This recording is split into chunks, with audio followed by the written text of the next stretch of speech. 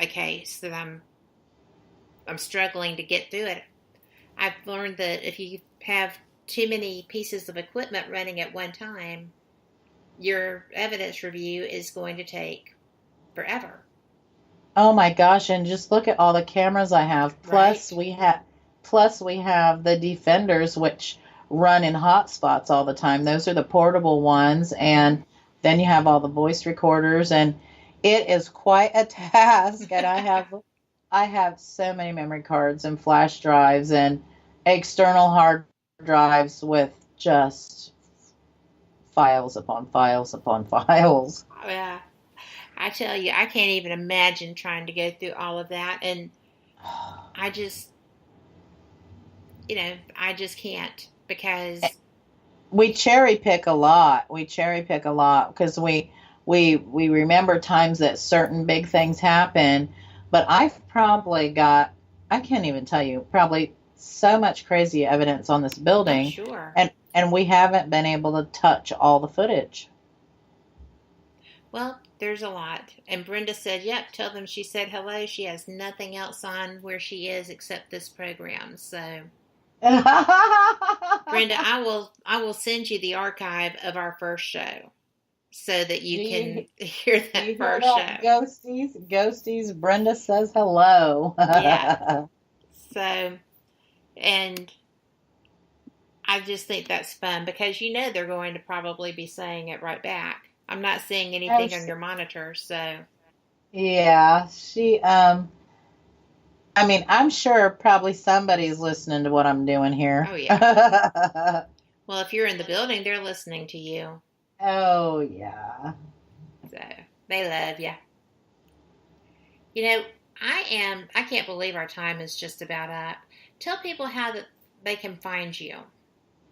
Well, I'll tell you what, you can find me at 187pi.com. That's our website. You can find me on Facebook at Shelly Burk Robertson or 187pi.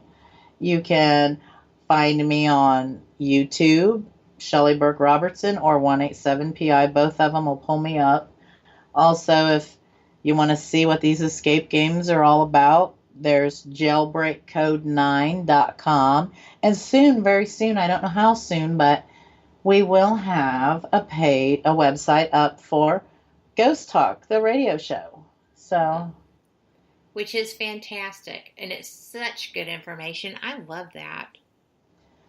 well, we There's put things we I put a don't. lot into it. We put a lot into it because that's what we think, sharing information, and that will help the paranormal, community as a whole. And that's what we all should Absolutely. be doing, working together. Share what you know.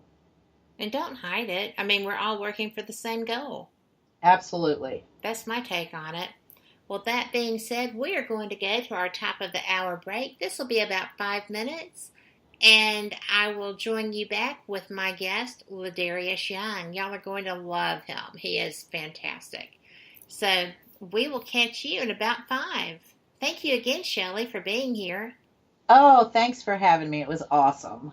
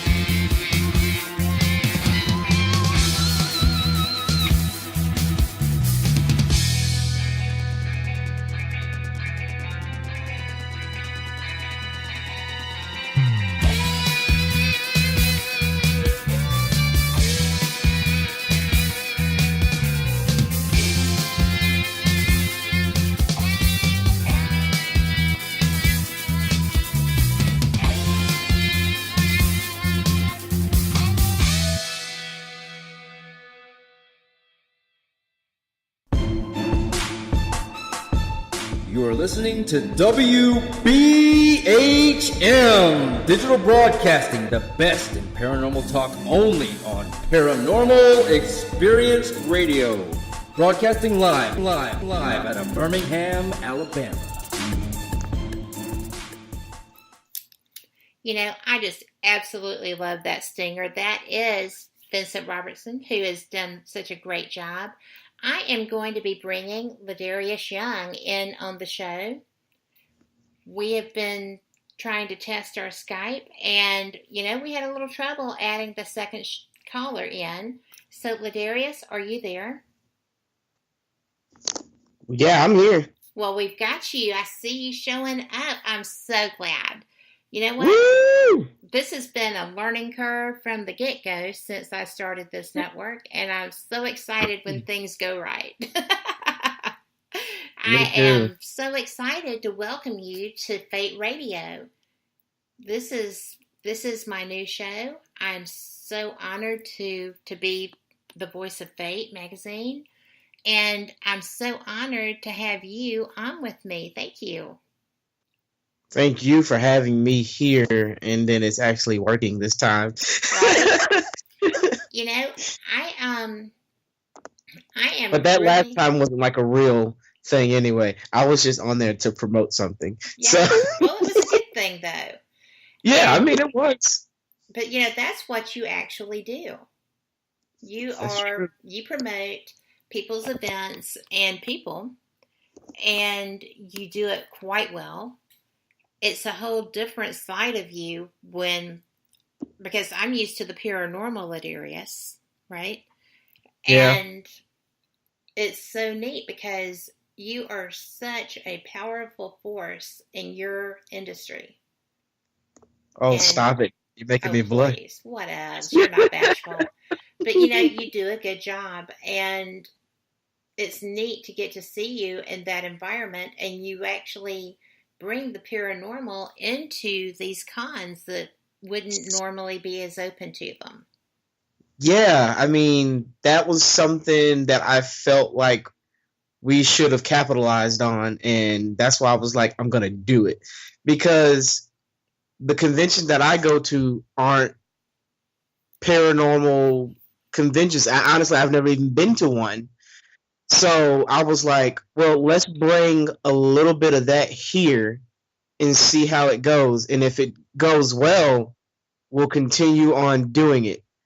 And that first time I brought the whole team out, had a fan table, we did the panel, and the turnout was amazing. Like, we had people standing up. We had people that couldn't even get in the room because it was so many people in there. And people were like leaving, you know, like people walking in like, oh man, it's filled. There's no way I can get in here. And then they're having to walk out, which sucks. I hate those people missed out. But then, you know, they were also still able to come to the table and talk to everybody. So it was like, well, you know, you missed the panel, but we're still here. We're at the table. Come check us out. Absolutely. And I'll talk to anybody about this stuff. Yeah, I was telling somebody exactly. I was telling somebody about you the other day. I was like, at these conventions, man, Kat will sit there and talk to some random people, you know, that come up that are really interested, and will talk for about, like, I've seen you sit there for about an hour just talking to people, and they're just standing there, and I'm like, there's no end in sight. But it's nothing. It's not bad. It's actually great because that's what I wanted. I was like, I brought something different here. Well, you did, and people come up. The reason that they come up is because they're trying to talk about their experiences. Yeah. And when they see, that's something I have been shocked by in those environments. I didn't anticipate the draw that we would have with people who were into cosplay for the day, right? Yeah. I mean, like, I knew it would do good. I didn't think it would do that good, just especially on the first go. Right. That was a great panel, though, because it was a big draw because, you know, Kevin was there with his dolls, and I've been learning so much over these 4 years of doing a radio program and talking to people who know so much more than me. and they're very generous with sharing that. So when somebody comes up and says, I have this happening in my house, then Yeah, it's like, well, I'm we can pretty get sure Kim some and we'll come here in check it mine. out. Exactly. And I just send them on to Kim. Yeah, but because I don't have. Yeah, okay. Oh, you have something going on? Cool. Here's Kim's card. Yeah, and it's a good thing. I just refuse. Well, it's like funny because I'm all for going, but I'm not going to be the one to book it.